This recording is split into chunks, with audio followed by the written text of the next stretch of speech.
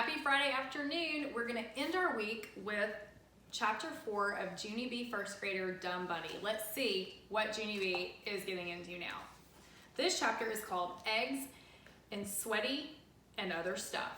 And that is exactly what it's called. I did not make that up. Junie B. Just as I was getting hope, another car pulled up. So do you remember what she was hoping? She was hoping that May would not be there because she is completely over May and doesn't want her to be there. So that's probably not how we should feel about our friends. Okay. And Phooey, sitting in the back seat, was, May's here, she's here, shouted someone through the open door. She was clapping and cheering for herself, and then she jumped out of the car. And she ran to Lucille's family, and they started shaking all of their hands. Hello, I'm May. I've come to win the golden egg, she told them. She skipped to Lucille and held out her dress. Look, Lucille, look, my dress. It's frilly just like yours. I gave this outfit a lot of thought because I wanted us to look like best friends today. She threw her arm around Lucille's shoulder. Sheldon ran up and took it off. Whoa. You'll have to pick someone else to be your best friend, May, he said. Lucille is my best friend. Remember? May stood there for a second and then she leaned into Sheldon's face. You're not fooling anyone, Sheldon. You're just pretending to like Lucille the same way I am. Because you're trying to get her to tell you where the golden egg is. Lucille looked shocked at that comment.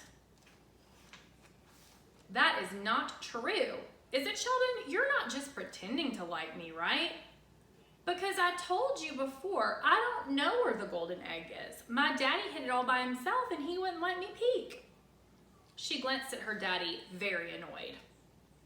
I tried to make him tell me where he hid it, Chelsea, but Daddy locked his lips and he threw away the key. Sheldon clenched his fist. Drat, the invisible key trick again. I hate that one. Finally, he took a breath and calmed himself down. Then he patted Lucille very sweet. Don't worry, my little springy lamb, he said. I will still find the golden egg and win the play date. I'm positive I will. He lowered his voice kind of private. I'm wearing a lucky charm today, he said. Lucille's mouth came open at that news. A lucky charm, she shouted. You have a lucky charm? What is it, Chelsea? What is it? She pointed down at his shirt. See that little egg dribble on my collar right there? He asked. That little egg dribble ran off my chin at breakfast, and look, Lucille, it landed on my collar in the shape of, he paused really dramatic, an egg. Lucille did a shiver. Oh, Chelsea, that seems like magic almost. Sheldon nodded. So guys, he spilled some of his egg on his shirt, and that is his lucky charm. Let's see what happens. I know it, Lucille. It seems exactly like magic, he said. My grandpa Ned has had every shirt stain in the book, and he said that when egg lands in the shape of an egg, it means, Sheldon swallowed hard, may the egg be with me. Lucille did another shiver. Sheldon smiled. With a magic egg shirt like this, I can't lose today, Lucille. I just can't. After that, he hurried over to the Nana, and he tried to show her his egg shirt, but the Nana backed up from him. And she grabbed Lucille's daddy, and she said the words, do something.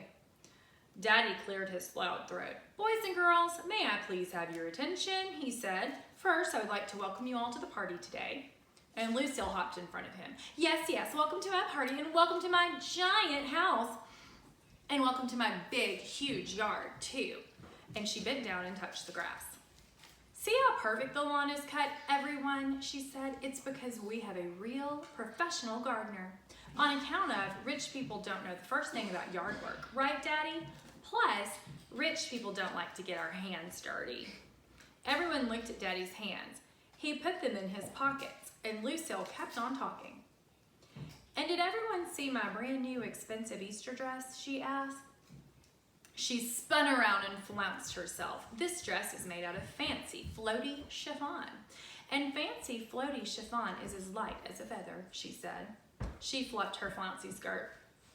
He would like me to hop in the air and make it float. Please clap your hands, she said. Before we could clap, Lucille already started hopping. Then she hopped and hopped until sweat came on her lip. And Lucille's mother quick ran over and she dabbed her face with a tissue. I looked at Herbert. This family has some serious perspiration issues, I believe. Guys, do you know what perspiration is? It's sweat. Just then, Lucille's daddy cleared his throat again. Children, all of you know we're going to have a picnic and an Easter egg hunt today. But for this party to go smoothly, we're going to need some cooperation. Okay? He asked. Okay, we shouted back. Then Daddy smiled. The first thing I'd like to do is get in a nice straight line. A nice straight line? A nice straight line? We shouted. Room 1 is excellent at repeating things. The daddy looked at us. Okay, fine. As I'm saying, if you get into a nice straight line, we'll lead you to the picnic grounds in the back of the house. The back of the house? The back of the house? We hollered again. The daddy stopped smiling. We were starting to get on his nerves, I think. Next to him, Lucille's mother and Nana were doing deep breathing. The brother had already gone inside to watch TV. Finally, all of us got into a nice straight line. Then the mother and the daddy and the Nana did a group hug with each other, and they led us to the picnic grounds. And wow, I could not believe my eyeballs. Because on the way, we passed Lucille's hugey big swimming pool, and it was inside a big glass house. All of room 1 did a gasp. I ran to Lucille and hugged her around the middle. Lucille, you're even richer than you used to be. Your swimming pool is in a big glass house. And so my play date with you will be even funner than I thought. Lucille took my hands off of her. Silly Junie B. Jones, you know the rules. If you want the play date, you're gonna have to find the golden egg. And that's not gonna be easy because my boyfriend Chelsea is wearing his magic egg shirt.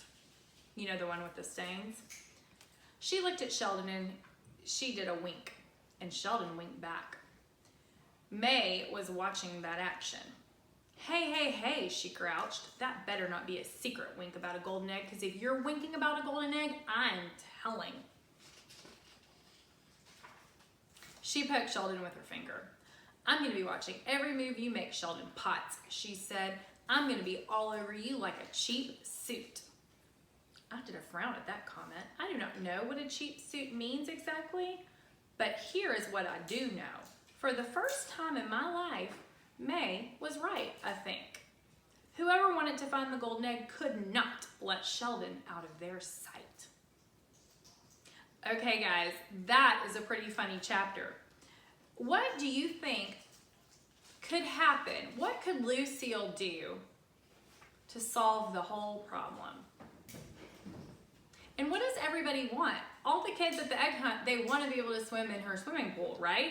That's why they want to find the golden egg so they can swim in her swimming pool. So what could Lucille do to make everybody happy and make it an easier time for everyone to get along? A little bit easier. What do you think? We will see what happens next, and I want you to think about it, and we'll see you on Monday. Have a great weekend. I love you guys, and I miss you. Bye.